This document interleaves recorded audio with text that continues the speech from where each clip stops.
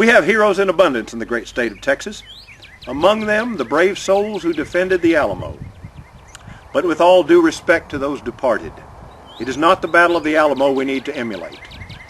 I rather prefer the Battle of San Jacinto, where the Texians prevailed against overwhelming odds, Andrew Jackson's exploits at the Battle of New Orleans, or the triumph of the Boston Red Sox in 2004, who overcame an 0-3 deficit to the mighty New York Yankees and went on to win the pennant and the World Series, breaking the long curse of the Babe, and no doubt causing my departed Boston father to smile down from the heavens above. Here's to you, Dad. And now your time has come. You took your positions at center stage during our recent midterm elections, and now and forevermore the eyes of the world will be upon you, the teachers, plumbers, truck drivers, and doctors, the uncommon common man and woman who form the backbone of America. Always remember that you were born to be a ballot box hero. You hold the fate of future generations in your hands. Energize your family, friends, and neighbors. Are we to be vilified as the society that squandered and mortgaged our future, or honored as those who rejuvenated a wounded but mighty nation and spurred it to new heights? And never doubt that we are yet a mighty force. This admittedly imperfect union, governed and populated by flawed people, has nevertheless proven in uncounted ways to be the most formidable wellspring of peace, prosperity, security, and freedom that has ever existed upon this earth.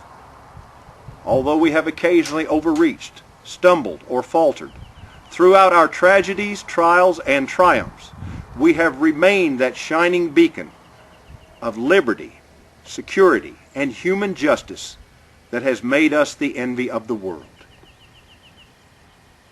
And how did our nation achieve this singular status? Blind luck? Pure chance? Chicanery? Treachery? Deception? No. The answer to that question is straightforward and irrefutable, despite the specious and Orwellian rationalizations of the naysayers who deny the lessons of history and the realities of human nature.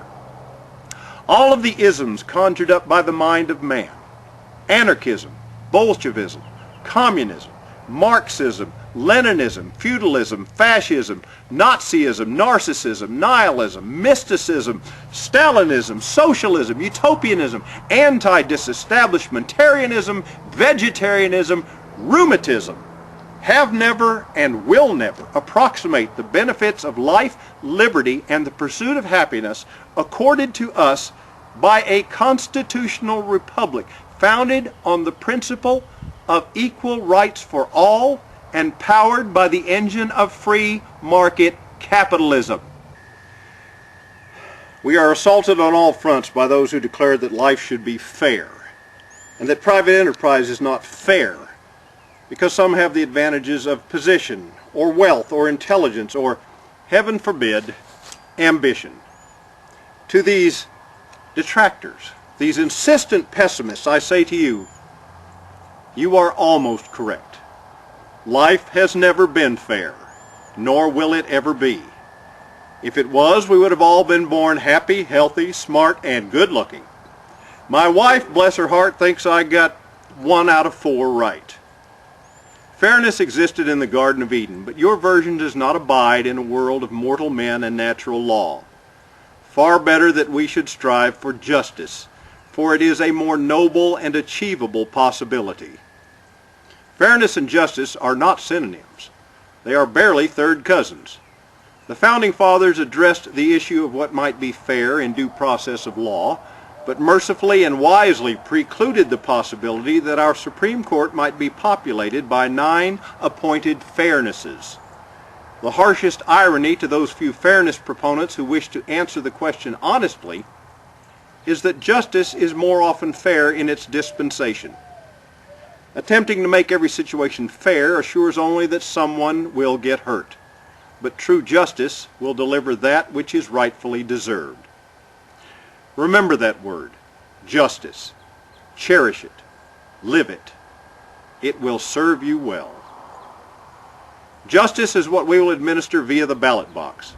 We have been poorly served and ill-treated by our elected representatives, and now is the time for remediation. We have allowed to flourish in Washington and elsewhere a climate of arrogance, cynicism, and a misplaced self-aggrandizing sense of superiority that must be purged from government. As Americans, we do not believe in nobility of birth, and yet we have tolerated the abuses of a reprehensible minority that seems to think it is their birthright to pass legislation prescribing behavior to hard-working American citizens, and yet who have the temerity to exalt their collective body and declare themselves exempt from that very legislation. How dare you, Senator? What right do you have, Congressman, to declare yourself more equal than others? To borrow from George Orwell. It is a hideous and repulsive presumption. I bend the knee to no man. Do not patronize, do not condescend, do not deign to tell me or my fellow Americans that we cannot comprehend or understand the demands of your duties, and that you therefore owe us no explanation. The Founding Fathers, whose diplomas you could not carry, envisioned a law-making assembly of citizen statesmen, and no doubt there are millions who could fill your seats at the table with far more grace, equanimity, and wisdom than you. Shame on you, sirs and madams. There is in our nature a need for respect from our fellow beings, and we ask, no, we demand that you respect the American people, as we once accorded that consideration to your high offices. Sadly, you have fallen from grace and must now earn your redemption.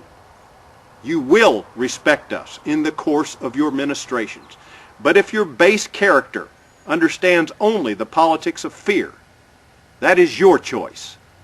You serve at our pleasure, and we are not pleased. You have failed us, sirs and madams. You are capable of better, and you will be held accountable.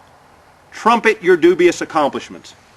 Hail yourselves as men and women of estimable import, but the reality is harsh and undeniable. You have run aground the ship of state. The American people do not approve, and indeed there is a general consensus among many that a cage full of ill-trained monkeys wielding laptops and iPhones would do less damage to the fabric of this land than have all the economic policies and legislative boondoggles of the past half-century. Digest that information if you will, and understand why you are held in such low regard. Our ongoing economic crisis has not only pointed up the need for meaningful reform in government, but has served to reawaken us to the fundamental truths from which we have strayed. Some say that our lives have gotten smaller, our opportunities limited.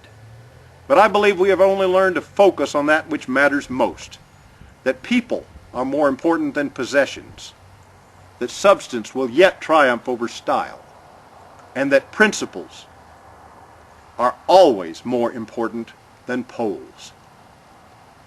Therefore, Mr. President, senators and congressmen, members of the judiciary, regulators and bureaucrats and lobbyists and all who seek to hold the American people in thrall, know that we wholeheartedly and rightfully believe that a return to limited government, a constitutional republic, sound fiscal policy, and a just system of taxation are the only sane and rational solutions endorsed by objective and critical thinkers to our many crises of the day.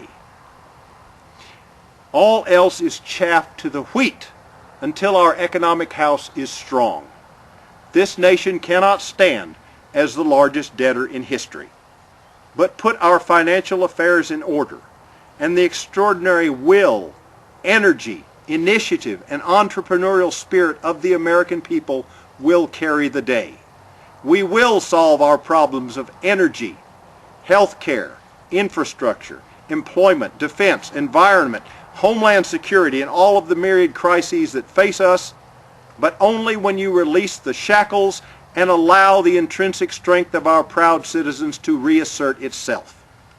Furthermore, your nostrums of a planned centralized economy and your policies of entitlement and redistribution of wealth are provably failed flights of fancy and extortion. They have bankrupted a nation and fostered misery, poverty, and suffering upon countless millions of our fellow human beings for far too long. How can you sleep at night? Your tragic and misguided definition of compassion has resulted in more human misery and indignity than we can stomach. Although some of you may have genuinely believed in your desire and ability to alleviate human suffering, the tragic consequences of your calamitous policies can no longer be allowed to flourish unanswered.